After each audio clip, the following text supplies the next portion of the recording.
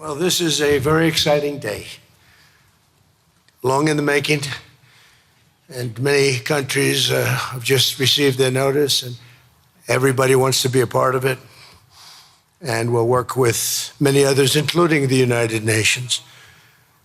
But I want to thank you all for being here. Yesterday, we had an incredibly successful visit with many of the world's top business leaders, the best, the biggest, most successful, and foreign heads of state. And now we have one of the most important meetings of all, the official formation of what is known as the Board of Peace.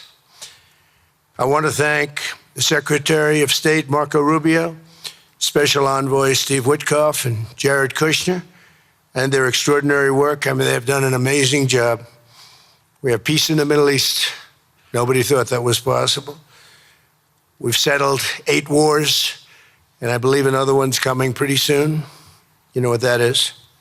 The one that I thought was going to be an easy one. It's turned out to be probably the most difficult. Last month, 29,000 people died, mostly soldiers, in Ukraine and Russia. Think of that, 29,000, 27,000 in the month before, 26,000 in the month before that. It's terrible. But we have meetings and we think we're making a lot of progress. Thanks as well to Secretary Scott Bessent, Howard Lutnick, and Chris Wright, U.S. Trade Representative, Jameson Greer. They're all doing such an incredible job. Ambassador Callista Gingrich, who is here, doing a fantastic, really fantastic work. Thank you, Callista. And many other members of my administration who are so committed to peace, and they're also committed to great success. Very importantly, let me recognize the very first group of distinguished members of the Board of Peace. They will be introduced by name in just a moment. Caroline will be doing that introduction. And to each and every one of you, we are truly honored by your presence today. Leaders of countries, in most cases, very popular leaders. In some cases, not so popular, but that's the way it goes in life. Thanks as well to President Karol Nawrocki of Poland, who's a fantastic man. He just won a very big election. I'm very proud of him.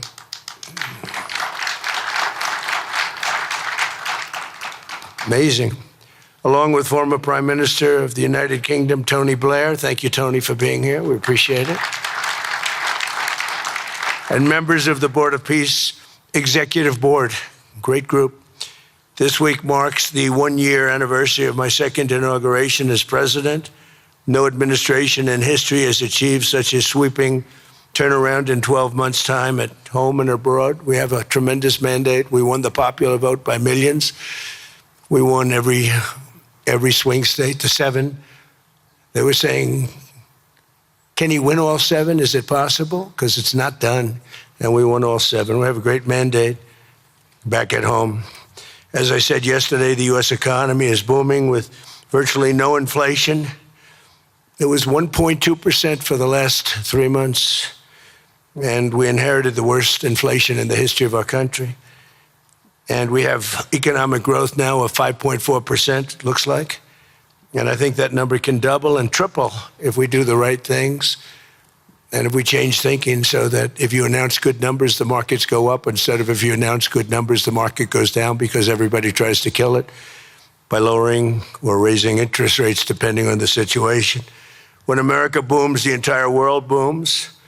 And we have secured commitments for over $18 trillion in new investment coming into our country, which is a record by many times over, not just by a little bit, by many times. There's no country ever in history that's gotten anywhere near that number. Slashed our trade deficit by 77%. This is in 1 year. Yesterday was 1 year. And signed historic trade deals with nations from all over the globe. Today, the world is richer, safer, and much more peaceful than it was just 1 year ago. We put out all those fires. A lot of people didn't know, including me, that some of those wars were going on. And some of them were going on for, in one case, 32 years, in another case, 35 years, and another one, 37 years. We were very happy to stop the war that had started with India and Pakistan, two nuclear nations. And I was very honored when the Prime Minister of Pakistan said President Trump saved 10 and maybe 20 million lives by getting that stopped just before bad things were going to happen. As president, I ended those 8 wars in 9 months, including Cambodia and Thailand. And by the way, many of the leaders are here. Kosovo and Serbia, the Democratic Republic of the Congo and Rwanda, Pakistan and India, Israel and Iran, Egypt and Ethiopia. We're working on that right now. I met yesterday with a very good general and a very good leader of Egypt. We're working on a dam that was built which precludes the Nile River from getting water. It's a little tough situation, but we'll get that settled. I really had it just about settled in my first term, and then we had a rigged election. Took me out of commission for a little while, but here I am back. We'll get it settled. But it's a pretty tough situation. A dam was built and the water doesn't come down to the Nile. When I think of Egypt, I think of the Nile, but I think of the Nile with water in it. Armenia and Azerbaijan, who, I mean, a lot of these leaders have become my friends. They become my friends. They're here. And of course, the war in Gaza, which is really coming to an end. We have little fires that we'll put out, but they're little. They were giant, massive fires, and now they're down to little fires, so we can put them out very easily. We have 59 countries that are involved in peace in the Middle East. Many of them not in the Middle East. They're near the Middle East, but they're not in the Middle East. And many have said that if Hamas doesn't do what they promised they would do, and I think they probably will, but they were born with rifles in their hands. They were literally born. The first day they had a rifle put into their hands, but they have to give up their weapons. And if they don't do that, it's going to be the end of them. But many countries have told me, we want to go in and do it. And they really aren't countries that you traditionally think of as being involved in that. But that's a fire. Hezbollah in Lebanon, we have to do something about that. But these are, I call them remnants. They're small remnants compared to what it was before. It was massive, large, powerful countries fighting each other.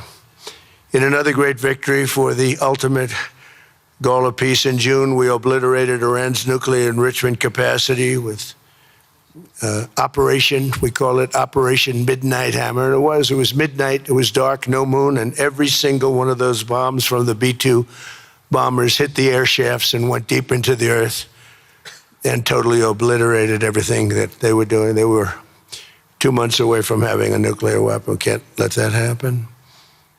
And Iran does want to talk, and we'll talk. We've also hit ISIS in Syria, and very strongly, as you know. In my first administration, I took out al-Baghdadi, the founder of ISIS, and he was trying to start it up again because due to the tremendous talent of General Raisin Kane, as I call him, he wiped out ISIS in a period of 3 weeks in my first term.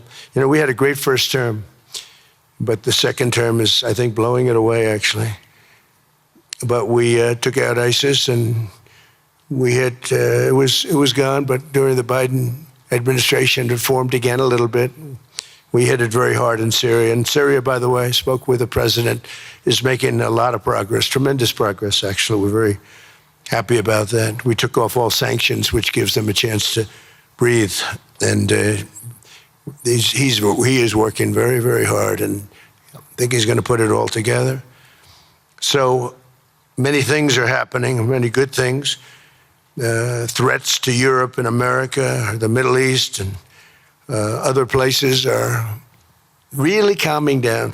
It's a lot different than it was just 1 year ago. Just 1 year ago, the world was actually on fire. A lot of people didn't know it. And in Nigeria, we're annihilating terrorists who are killing Christians. We've hit them very hard. They've killed thousands and thousands of Christians. What's that all about? Much of this unprecedented success is possible because I rebuilt our military in my first term, and now we're making it even stronger. We have a budget of over $1 trillion this year, and next year we're going to $1.5 trillion. Our country's never done better economically. We're taking in numbers that we've never taken in, not only the fact that the investment is at 18 trillion plus, but our jobs numbers, everything is, I think, maybe better than ever before. I think you're going to see and a lot of you are investing in our country. I think you're going to be extremely happy with your investments. I think you'll see numbers like you haven't seen before. I also secured commitments from virtually all NATO allies to increase their defense spending to 5% of GDP. Everybody but Spain. I don't know what's happening with Spain. Why would they not do that? They want a free ride, I guess, huh? Every country but Spain increased to 5%. I don't know why. We're going to have to talk to Spain. With America's renewed attention to security of the Western Hemisphere, I've stopped the invasion on our southern border and designated the drug cartels as foreign terrorist organizations. And you probably saw that we've virtually stopped almost 100% all drugs coming in by water. Now we're going to stop them on land. The land is easy. The water is tough. But that's down now. I heard it just last night. It was 97. Now it's 98.1%. And we're trying to figure out who are the 2% that are willing to get onto those boats. I don't think they watch television or the news. But we've taken out almost 100% of all of the drugs coming into the United States by water. And now we'll, I think, very easily stop them on land. That's the easy part. We wanted to wait till the other was taken care of. And earlier this month, thanks to the unrivaled skill, power, and might of the U.S. military, we have the most powerful military in the world by far. We captured the outlaw dictator Nicolas Maduro, and the people of Venezuela are very happy about it. And we're having great relationships with the new leaders of Venezuela. The relationships have been good. We're opening up the country to our giant oil companies, and it's going very well. We've already taken out, think of this, 50 million barrels of oil, and a lot of that's going to go back to Venezuela. They'll do more income with us in a short period of time than they did in years, because as much oil as they have, and they have a lot, just about the most. After us, there's a couple of countries that are in that category, but we have the most, actually, and they're second between Venezuela and us. We have 62% of the world's oil, but they have very little production, so they'll have a lot of production. All the oil companies, we had meetings, you probably saw, all the oil companies want to go in. They want to go in immediately. They're already touring the sites.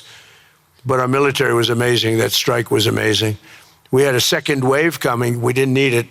They said, no second wave. We don't want a second wave. The first wave was enough.